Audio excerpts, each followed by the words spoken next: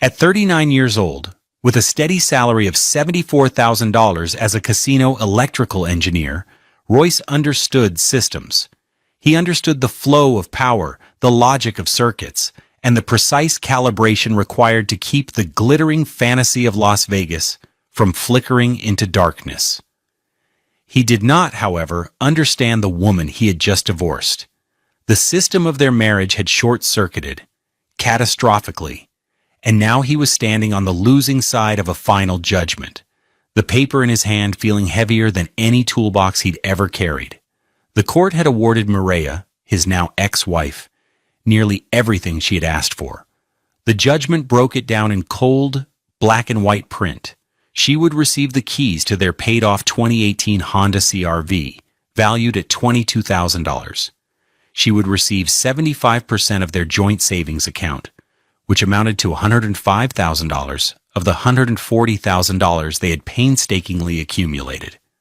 She would also receive a lump sum payment of $53,000 from his retirement account, a 401k he had been contributing to since he was 22. The grand total of her takeaway was $180,000. It represented the entirety of what she, her lawyers, and the court believed was the sum of Royce's life. It was a devastating figure, one that left him with a nearly empty savings account, a decimated retirement fund, and a 10-year-old Toyota Camry with 187,000 miles on it. He was, for all intents and purposes, financially obliterated. He had been bled dry, and Mireya was celebrating. It was 3:17 p.m. on a Tuesday, the dry Las Vegas heat radiating off the concrete steps of the Clark County District Courthouse. Royce stood in the shadow of a concrete pillar, his simple $400 Navy suit from Men's Warehouse feeling like a costume of defeat. He watched from a distance as Mireya, flanked by her two best friends, Tiffany and Brianna, popped a bottle of champagne. Not an expensive bottle, but a $12 bottle of Prosecco she'd probably bought at a CVS on the way over. The symbolism was the point. The cork shot into the air with a jubilant pop, arcing over the manicured courthouse lawn. Laughter erupted from the trio, sharp and piercing.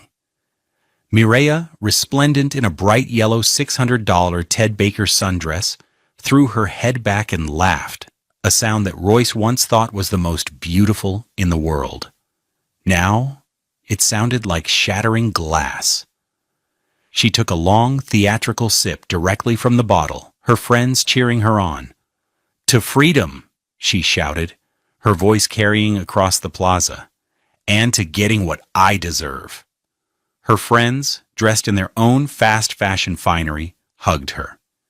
"You did it, girl," Tiffany squealed. "You finally got rid of that dead weight." "He was holding you back," Brianna added, handing Mireya a plastic champagne flute. "Think of all the things you can do now. A new car, a new wardrobe, a new life."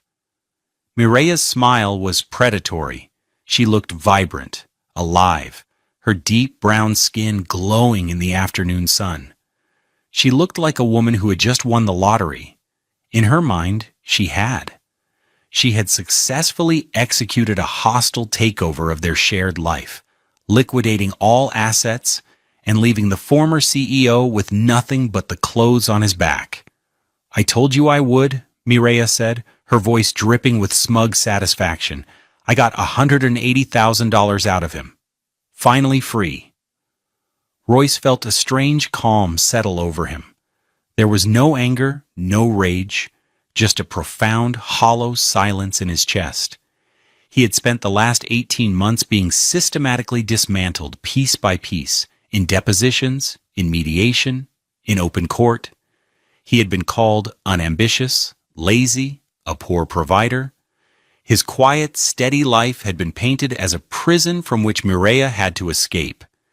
He had sat there and taken it, his face a mask of stoic resignation. He had played the part she had written for him perfectly. He watched her for another moment, imprinting the image in his mind. Mireya, triumphant on the courthouse steps, drinking cheap Prosecco and celebrating the destruction of their life together. He turned, his worn $89 Timex watch peeking out from under his cuff, and walked away from the scene. He didn't look back. He had a schedule to keep. The system he was about to activate was one of his own design, and it was calibrated to perfection. He had no idea how wrong he was about the silence in his chest. It wasn't emptiness. It was the quiet before the storm. What do you do when the person you promised your life to decides that life isn't enough? Do you fight? Do you scream? Or do you just let the fire burn, knowing you have something fireproof hidden away? Let me know in the comments what you think Royce should have done in that moment. The story of their marriage wasn't just about the ending. It was about the slow, creeping rot that had set in long before. The facade of their domestic life had been built on Royce's quiet competence and Mireya's growing dissatisfaction. They lived in a modest two-bedroom apartment on the edge of Henderson, a rental that cost them $150 a month. It was clean, comfortable, and utterly devoid of the glamour Mireya craved.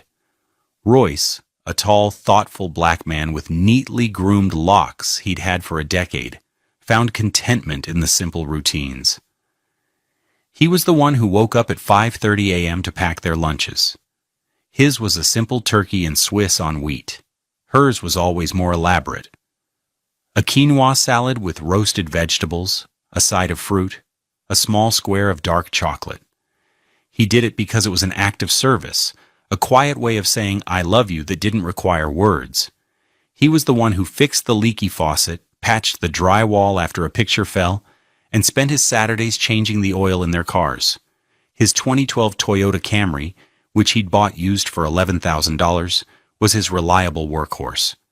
Her 2018 Honda CR-V, a sensible purchase they had celebrated with a nice dinner at a local Italian restaurant, was her domain.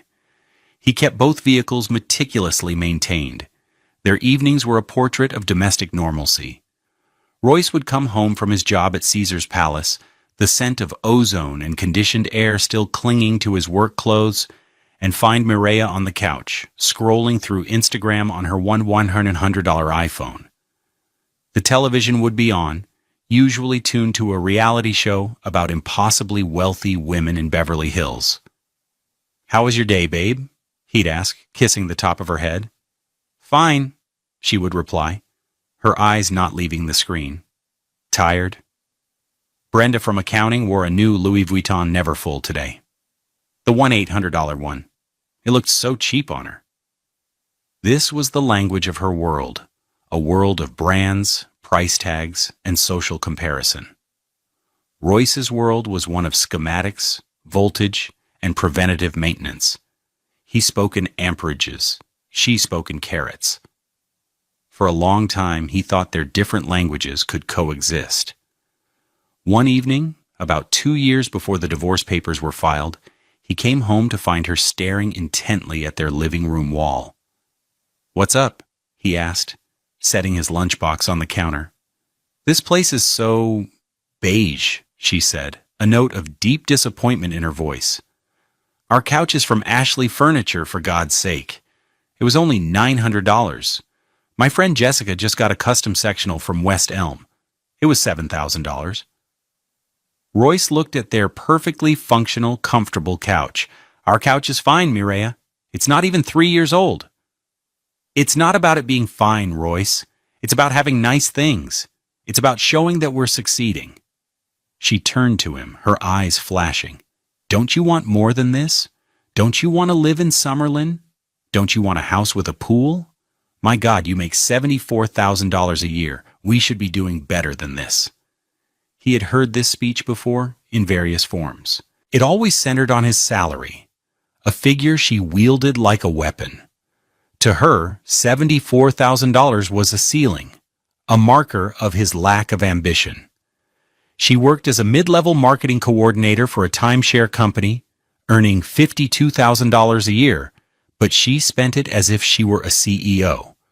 Her closet was a testament to her aspirations, filled with designer-adjacent pieces from department stores, a $450 Kate Spade purse here, a pair of $350 Tory Burch sandals there. She was constantly chasing a lifestyle they couldn't afford on their combined income.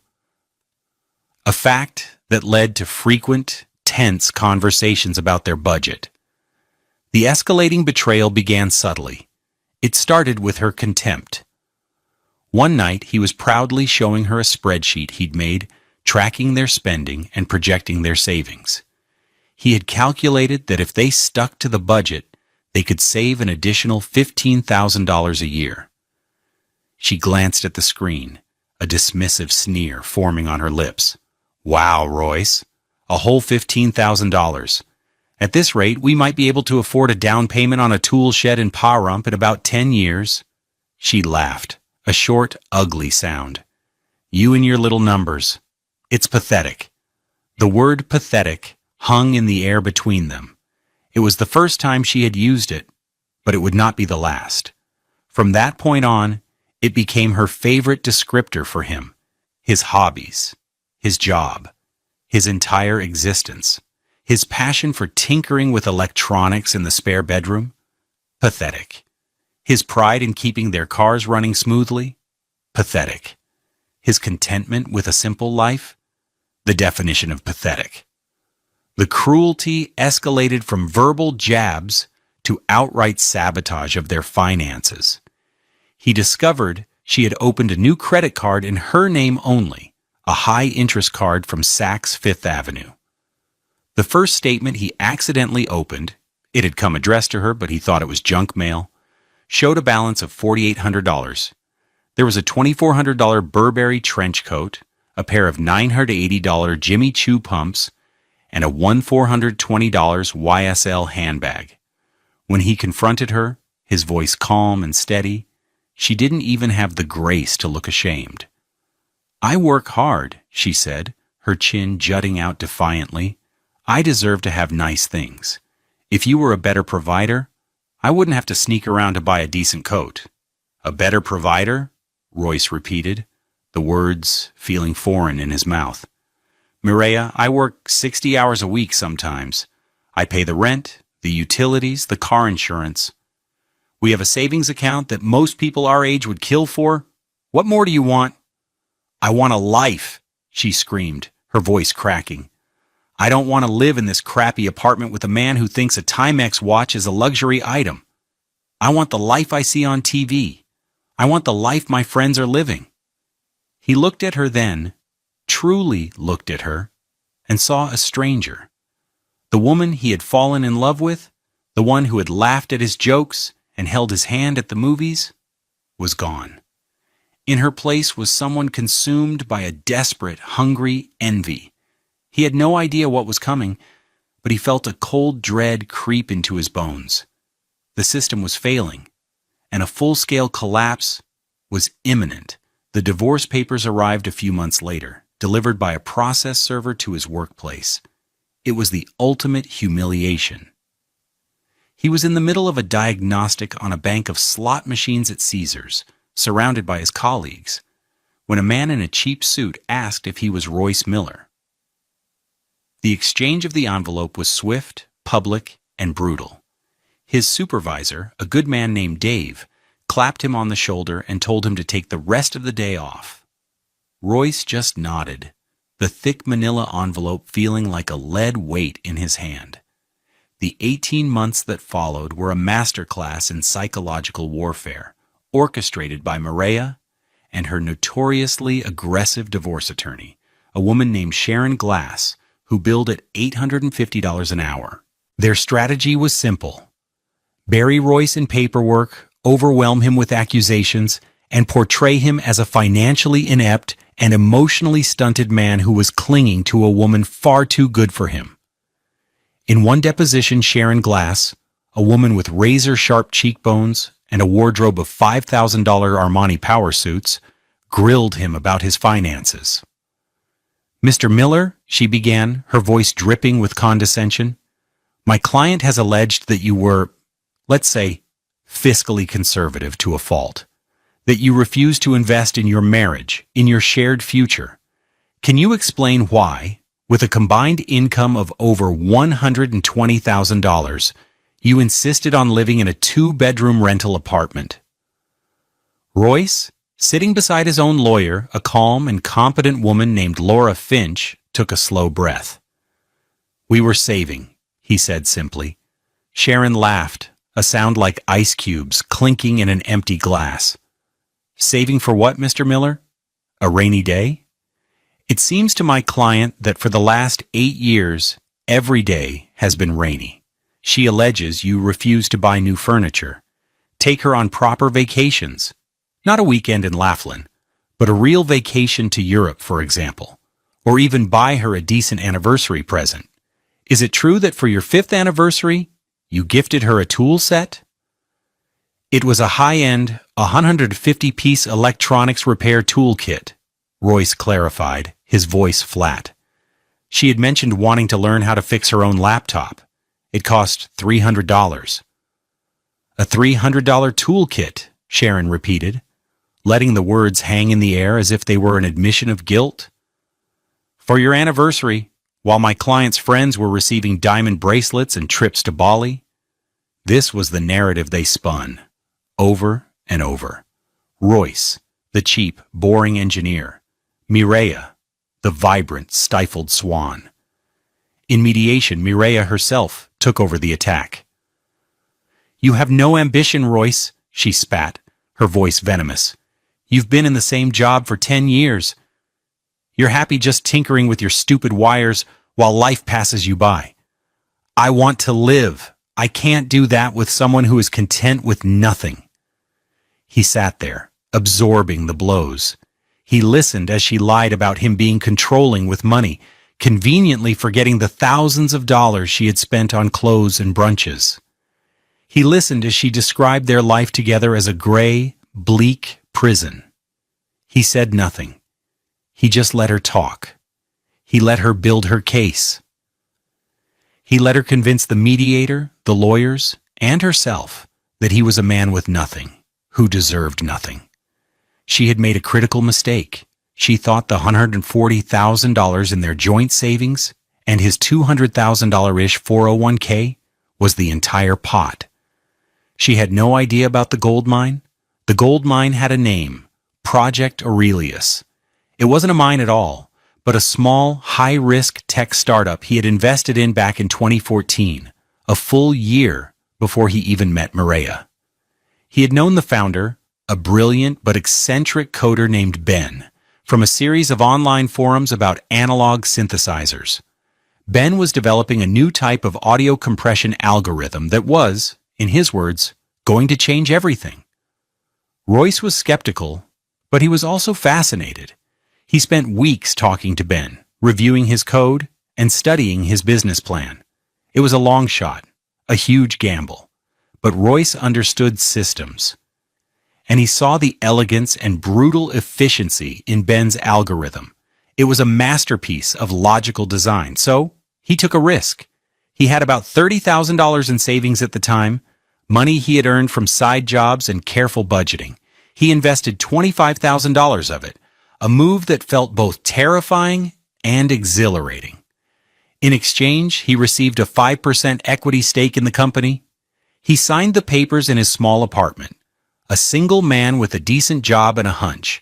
He put the stock certificate, a simple piece of paper from a legal website, in a fireproof safe he bought for $150 at Home Depot. And for the most part, he forgot about it. He met Mireya the following year.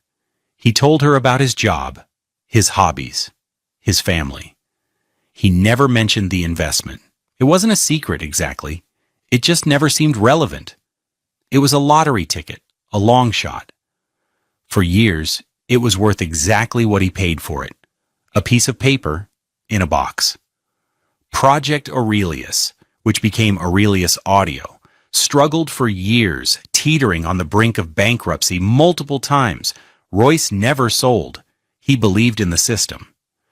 Then in 2021, a major tech giant, the kind that makes smartphones and operating systems, acquired Aurelius Audio for its revolutionary algorithm. The deal was valued at a staggering $400 million. Royce found out via a certified letter. He was sitting at his kitchen table, the same one Mireya complained about when he opened it. His 5% stake which he had bought for $25,000, was now worth $20 million. He read the letter 3 times. He felt his heart hammering in his chest. $20 million. The number was so large it seemed unreal. He walked into the spare bedroom, looked at his soldering station and his collection of old circuit boards, and laughed. It was a quiet, bewildered laugh. Nothing had changed, and yet everything had. This was 6 months before Mireya announced she wanted a divorce. His first call was not to a wealth manager or a real estate agent. It was to Laura Finch, an attorney whose name he got from a trusted colleague. She specialized in family law and asset protection. Their first meeting took place in her discreet office in Summerlin, a world away from the glitz of the Strip. Laura was a sharp, no-nonsense woman in her 50s, with kind eyes and a mind like a steel trap. She billed at $650 per hour, a price Royce was now more than happy to pay. He laid everything out on her large mahogany desk: the pre-marriage investment documents, the stock certificate, the letter from the acquisition company, and the bank statement showing the $25,000 withdrawal from his personal account in 2014. He told her about Mireya, her spending habits, her growing dissatisfaction, and his fear that she was about to leave him. Laura listened patiently, examining each document with meticulous care. She made copies. She asked pointed questions. After nearly an hour, she leaned back in her expensive leather chair, her expression unreadable. "This is ironclad, Royce," she said, her voice calm and reassuring. "This investment was made before your marriage. It was made with funds that were exclusively yours. You never commingled the asset. It was never used for marital expenses or put into a joint account. Under Nevada law, this is your separate property, 100%. Royce felt a wave of relief so profound it almost made him dizzy. "So, she can't touch it?" "She can't even know about it," Laura said, her tone firm. "Not yet. Here is what is going to happen. She is going to file for divorce. She and her lawyer are going to come after what they think is the full marital estate, your joint savings, your 401k, the cars, the furniture. They're going to be aggressive and they are going to be greedy." She leaned forward, her eyes locking onto his. "And you are going to let them. You are going to play the part of the defeated husband. We will fight to a point, make it look good, but in the end, we will let her win. We will let her take the money she is demanding from the marital pot. She will sign a final divorce decree that states she has received her full and fair share of the marital assets and waives all future claims. Once that decree is signed by a judge, it's over. She can't come back for more, even if she finds out about this." "You want me to just let her take half my retirement?" Royce asked, the thought still stinging. "No," Laura corrected. "I want you to let her take what she thinks is half your retirement. We will structure it as a QDRO, a Qualified Domestic Relations Order. It's a standard procedure. It will cost you about $50,000 from that account." "Royce, look at me. You have $20 million. That 50 grand is the best money you will ever spend. It's the cost of your freedom. It's the price of admission to the rest of your life." So began the strategic planning phase.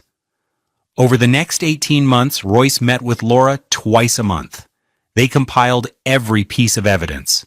They documented every dollar he had earned and saved before the marriage. They created a fortress of legal paperwork around his $20 million asset. His job was to play dumb. It was the hardest acting job of his life. He sat through depositions where Sharon Glass mocked his $74,000 salary, all the while knowing his net worth was several hundred times that. He listened to Mireya cry in mediation about how he had financially starved her, knowing her closet contained over $20,000 worth of clothes and accessories she had bought in the last 2 years alone. One of the worst moments came during a four-way settlement meeting. Mireya, Sharon, Royce, and Laura were gathered around a massive conference table. Sharon had just presented their final offer, the $180,000 breakdown that she would eventually get. "My client believes this is more than fair," Sharon said smugly. "In fact, she's being generous. Given Mr. Miller's lack of financial acumen, she's leaving him with his car and a roof over his head for now." Mireya, emboldened, decided to add her own commentary. "Honestly, I feel bad for you, Royce," she said, her voice a sickly, sweet syrup of pity. "You're going to be almost 40, starting over from scratch. It's just so sad. Maybe you can get a roommate for that sad little apartment?" She looked at her lawyer, and they shared a small, conspiratorial smile. Royce felt Laura's hand gently press on his knee under the table, a silent signal to hold fast. He looked across the table at Mireya, the woman he had once loved, and felt nothing but a cold, clear resolve. He kept his face a perfect, unreadable mask of weary resignation. "It is what it is," he said, his voice quiet. He was playing dumb, but he wasn't being passive. While Mireya was busy dismantling their past, Royce was quietly building his future. He spent his evenings not mourning his losses, but researching. He studied real estate in the exclusive enclaves of Summerlin. He researched high-performance cars, something he had always dreamed of. And he started drawing up plans for a foundation, a way to use his newfound wealth to create opportunities for others. He was playing a long game, a game Mireya didn't even know existed. Each lie he told by omission, each insult he absorbed without reaction, was a strategic move, a piece being positioned on a board she couldn't see. The day the judge signed the final decree, Laura gave him a firm handshake. "It's done, Royce," she said. "You're a free man." Her total bill for 18 months of work was $78,000, an amount Royce paid from a new private account without blinking. It was, as she had predicted, the best money he had ever spent. Which brings us back to 3:17 p.m. on that Tuesday. As Royce walked away from the courthouse, he didn't go to his old Camry. He walked 2 blocks north to a private parking garage, the kind that caters to high rollers and charges an exorbitant $50 per day. He took the elevator to the top floor, and there it was. It was a 2025 Lamborghini Huracan Technica, a machine of impossible angles and aerodynamic aggression. The color was a custom-ordered matte black, a shade called Nero Noctis. It didn't shine, it absorbed the light, looking less like a car and more like a rip in the fabric of reality. The price tag, including taxes and customization, had been $412,000. He had paid cash. He slid into the driver's seat. The interior was a cocoon of black Alcantara and carbon fiber, stitched with subtle green thread that matched the massive carbon ceramic brake calipers. He placed his hands on the steering wheel. It felt solid, real. After 18 months of living a lie, of being a ghost in his own life, this felt like the first real thing he had touched. He pressed the start button, a red, fighter jet-style flip switch. The 5.2-liter V10 engine roared to life behind his head, a symphony of mechanical fury that settled into a low, menacing burble. It was a sound that promised violence and speed in equal measure. It was the opposite of his old life. It was the sound of his new one. He pulled out of the garage at 3:28 p.m. He took the long way, circling the block that contained the courthouse. He drove slowly, obeying the speed limit, the engine's growl turning heads on the sidewalk. And then he saw them. Mireya and her friends were still there, taking selfies with the courthouse in the background, the now empty Prosecco bottle sitting on the steps like a trophy. They were laughing, oblivious. Royce didn't honk. He didn't rev the engine. He just drove past, his window down, the afternoon sun glinting off his simple Timex watch. He made sure to make eye contact.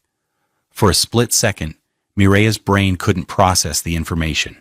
She saw Royce, her pathetic, defeated ex-husband, the man she had just financially crippled. But he was in a car that didn't compute. A car that looked like it belonged to a movie star or a Saudi prince. Her smile faltered. Her phone, held aloft for another selfie, lowered slowly. The Lamborghini's engine note was unmistakable, a deep, resonant growl that cut through the city noise. It was a sound of immense, effortless power. As Royce glided past, the Nero Noctis paint seeming to drink the sunlight, Mireya's face went from triumphant to confused, then to utterly, devastatingly white. The plastic champagne flute slipped from her fingers and clattered onto the concrete, a small, insignificant sound lost in the echo of the V10 engine. Her friends, Tiffany and Brianna, just stared, their mouths agape. Was that... Tiffany started but couldn't finish the sentence. Mireya didn't answer. She just watched as the impossible car, with its impossible driver, turned the corner and disappeared. The perfect, triumphant afternoon had shattered into a million confusing pieces. In the sudden silence, all she could hear was the frantic beating of her own heart, and a single, terrifying question. What just happened? Royce didn't look in his rearview mirror. He already knew what he would see. He drove on, heading west towards the mountains of Summerlin, the engine's hum a quiet promise of the life that was waiting for him. The strike had been delivered. Now, he would simply wait for the fallout. The first call came at 6:47 p.m. Royce was in the kitchen of his new home, a sprawling 6,000-square-foot contemporary estate in Summerlin he had purchased for $4.2 million. The house was mostly empty, furnished with only a few essential pieces he'd had delivered, including a $15,000 mattress and a professional-grade espresso machine that cost $8,000. He was unboxing a set of simple, elegant dishes from Crate and Barrel, a $300 purchase that felt more satisfying than any of Mireya's designer acquisitions. His phone, a brand-new, top-of-the-line model, buzzed on the massive granite island. The screen lit up with a name he had already planned to delete, Mireya. He let it go to voicemail. A minute later, it buzzed again. Voicemail. He continued unboxing plates. The first message, timestamped 6:48 p.m., was confused. Royce, it's me. I saw something weird today. I must be losing my mind. Call me back. Her voice was shaky, uncertain. He placed a stack of dinner plates in a cabinet. The phone buzzed. A text message. Seriously, call me? What was that car? He ignored it. He began unboxing glasses. The second call came at 7:02 p.m. He let it ring. The voicemail that followed was more insistent. Okay, this isn't funny. My friends are blowing up my phone. Everyone's asking what's going on. Was that you in that car? That's impossible, right? Where would you even get a car like that? You need to call me and explain. The pleading was starting to creep into her tone. Over the next 2 hours, the calls and texts became a deluge. He didn't answer a single one. He just let them accumulate, each one a digital testament to her unraveling. He continued setting up his new life, his movements calm and deliberate. He organized his new tool collection in the pristine, 3-car garage. He programmed the smart home features. He made himself a simple dinner of grilled chicken and rice. At 9:15 p.m., he finally sat down on the floor of his vast, empty living room, a glass of water in his hand, and decided to listen to the voicemails. He put the phone on speaker, the sound echoing in the cavernous space. Voicemail number 7, 7:31 p.m. Royce, I'm not kidding. Pick up the phone. This is crazy. You can't just drive by in a whatever that was, and not explain yourself. You owe me an explanation. The anger was starting to build. Voicemail number 15, 8:04 p.m. I'm starting to get really pissed off. What is this? Some kind of sick joke? You're trying to humiliate me? After everything I went through? After I was generous enough to let you keep your crappy car? You have no idea what you've just done. Voicemail, der 23, 8:42 p.m. The anger had morphed into fear. Her voice was thin, reedy. Okay, I get it. You have some money. I don't know how. Did you win the lottery? Did a relative die? You have to tell me. Royce, please. We need to talk about this. The divorce? Maybe it was a mistake. We can fix this. Voicemail, the 31, 9:01 p.m. Full-blown panic. She was crying now, the sounds wet and desperate. I went online. I looked up that car. A Lamborghini. A $400,000 car. Where did you get that kind of money, Royce? Where? You were hiding it from me, weren't you? All that time you were hiding money from me. Royce took a sip of water. He felt a profound sense of detachment, like he was watching a movie. He was listening to the sound of a person's entire reality collapsing in real time. Voicemail, der 42, 9:11 p.m. Pure, unfiltered desperation. The words tumbled out in a torrent of sobs and pleas. Please, Royce, please just pick up. I'm sorry, okay? I'm sorry for everything. For what I said. For what I did. I was stressed. I wasn't thinking clearly. We can go back to the lawyers. We can undo it. I don't care about the money. I just want you. I love you. I've always loved you. Please don't do this to me. Don't do this to us. The callback was almost poetic. I don't care about the money. The woman who had defined their entire existence by price tags, who had initiated a war over $180,000, was now claiming money didn't matter. He listened to 5 more messages, each one a variation on the theme of regret, desperation, and panicked love bombing. The 47th and final call came in at 9:21 p.m. He let it ring, then the phone went silent. She had given up for the night. The strike wasn't just the car. The car was the overture. The real strike was this: the silence, the complete and utter withdrawal of access to him. He had been her emotional and financial punching bag for years. He had been the steady, reliable background radiation of her life. And now he was just gone. He had vanished into a world she couldn't comprehend, leaving her alone with the consequences of her choices. The next morning, at 9 a.m. sharp, Royce was not in his Lamborghini. He was in his old Toyota Camry, parked outside Laura Finch's office. He had the recordings of all 47 voicemails and the log of texts and calls saved on a thumb drive. She's harassing me, he told Laura, his voice even. I want to file a restraining order. Laura didn't look surprised. She simply nodded. I'll have the paperwork filed by noon. It will be served to her by the end of the day. She will not be able to contact you, come near you, or your new residence. She paused, a rare, small smile touching her lips. I saw a picture of the car online.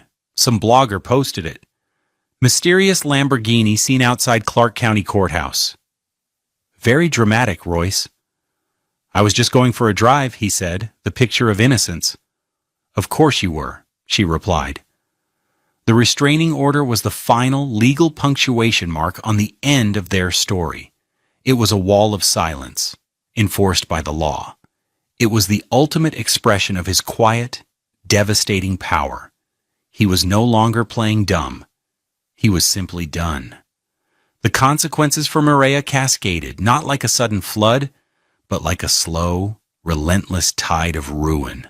Her world, which had seemed so bright and victorious on the courthouse steps, began to corrode from the inside out. First, the $180,000. It felt like an infinite sum to her, a passport to the life she'd always wanted. The first thing she did was lease a new car.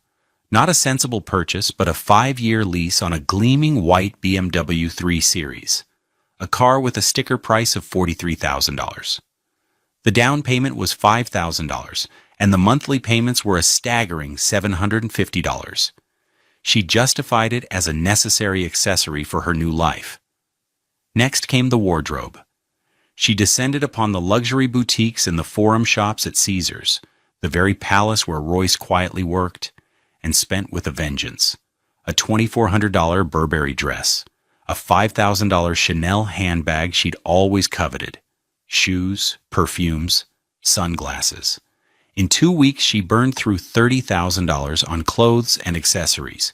She also took her friends, Tiffany and Brianna, on a thank-you trip to Miami. First-class flights, a suite at the Fontainebleau, bottle service at LEV. The trip cost her another $25,000. She was performing the role of a wealthy, independent woman, but the audience was small, and the applause was costing her a fortune. The restraining order arrived a week after the divorce was finalized. A sheriff's deputy served it to her at her desk at the timeshare company. The public humiliation was acute. Her colleagues whispered. Her boss called her into his office for a stern talk about personal drama affecting the workplace. The legal document was a cold slap of reality. It detailed the 47 calls and dozens of texts. It legally barred her from contacting Royce in any way. It also listed his new address, the $4.2 million estate in Summerlin, for the purpose of defining the stay-away zone. That was when the true scale of Royce's new life hit her. It wasn't just a car. It was an empire she had never known existed. Her first call was to her lawyer, Sharon Glass. "He hid money from me," she shrieked into the phone. "Millions. We have to go back to court. We have to reopen the case." Sharon's reply was cold and immediate. "Mireya, you signed the decree. You swore under oath that you had received a full and fair disclosure of all marital assets, and you waived all future claims. The case is closed. There is nothing I can do." "But he lied," Mireya sobbed. "No," Sharon corrected, her voice devoid of sympathy. "He didn't. His lawyer provided full disclosure of all marital assets, that $20 million, or whatever it is, was determined to be his separate, premarital property. It was never on the table. My firm spent hours verifying their documentation. It's untouchable. You got exactly what you were entitled to from the marriage. $180,000. There was a pause. "Frankly, you should have been nicer to him." Then she hung up. A week later, Mireya received a final bill from Sharon's firm for post-decree consultation for $425, 1/2 hour at the 850-hour rate. The friendships with Tiffany and Brianna also began to sour. Once it became clear that the well of Mireya's generosity was finite and rapidly depleting, the invitations to expensive dinners and shopping sprees dried up. They began to see her not as a triumphant divorcee, but as a cautionary tale. They started dodging her calls. The final straw was when Mireya, in a fit of desperation, asked to borrow $5,000 from Tiffany. The friendship ended via a terse text message. Within 6 months, the $180,000 was almost gone. After the car lease, the shopping sprees, the trip, and paying first and last month's rent on a new, more expensive $2,200-month apartment she couldn't afford, she was left with less than $20,000. The reality of her situation began to sink in. Her $52,000 salary was not enough to support a $750 car payment and a $2,200 rent, let alone the lifestyle she aspired to. The credit card bills from her shopping sprees arrived, bearing interest rates of 24.99%. She was drowning. The ultimate downfall was quiet and personal. It was the crushing realization that she had been wrong about everything. She hadn't been trapped by Royce's lack of ambition. She had been sheltered by his quiet competence. The man she called pathetic had been the bedrock of her life, managing their finances, maintaining their home, and providing a stability she had mistaken for stagnation. She hadn't divorced a man. She had divorced her own safety net, and she had done it for what amounted to a few months of reckless spending. The freedom she had toasted on the courthouse steps felt, in the end, like a prison of her own making. The silence from Royce's end was absolute, a void, where she could scream her apologies and regrets and hear nothing back but the echo of her own colossal mistake. 2 years later, the sun, a perfect disk of orange and pink, began its descent over the spring mountains, casting long shadows across the Mojave Desert. The road was a ribbon of black asphalt, empty and stretching to the horizon. The sound was the glorious, soul-stirring howl of a naturally aspirated V10 engine as Royce downshifted, the Lamborghini's exhaust crackling and popping in protest and delight. This was his church. This was his peace. His life had found a new rhythm, one defined not by the demands of others, but by his own quiet purpose. The $2 million house in Summerlin was no longer an empty shell, but a home. It was furnished with simple, comfortable, high-quality pieces that he had chosen himself. There was art on the walls, not from expensive galleries, but from local Las Vegas artists he had met and admired. His garage still housed the Lamborghini, but it now shared space with a fully restored 1969 Ford Bronco, a project he had spent a year working on himself. The greatest change, however, was not in his possessions, but in his purpose. A year ago, he had walked into the College of Southern Nevada, the local community college, and met with the head of the Electrical Engineering Technology program. He had established the Miller Foundation Scholarship. It was a full-ride scholarship, covering tuition, books, and a $500 stipend for tools, awarded each year to 2 promising students entering the electrical trade program. He had endowed the foundation with an initial $2 million, ensuring it would grant scholarships in perpetuity. He didn't just write a check. He was involved. He served on the selection committee. He met with the students. He acted as a mentor, offering advice and encouragement. He saw himself in them, young, ambitious people who worked with their hands and their minds, who understood the quiet satisfaction of making something work. Today had been the annual scholarship luncheon. He had sat with this year's recipients, a young woman who wanted to specialize in solar energy, and a young man who dreamed of working on the high-tech systems of the Las Vegas sphere.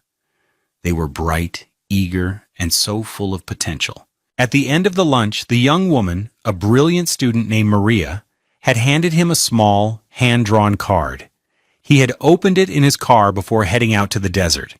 Inside, in careful, neat handwriting, it said, "Mr. Miller, thank you for believing in me. You didn't just give me a scholarship, you gave me a future.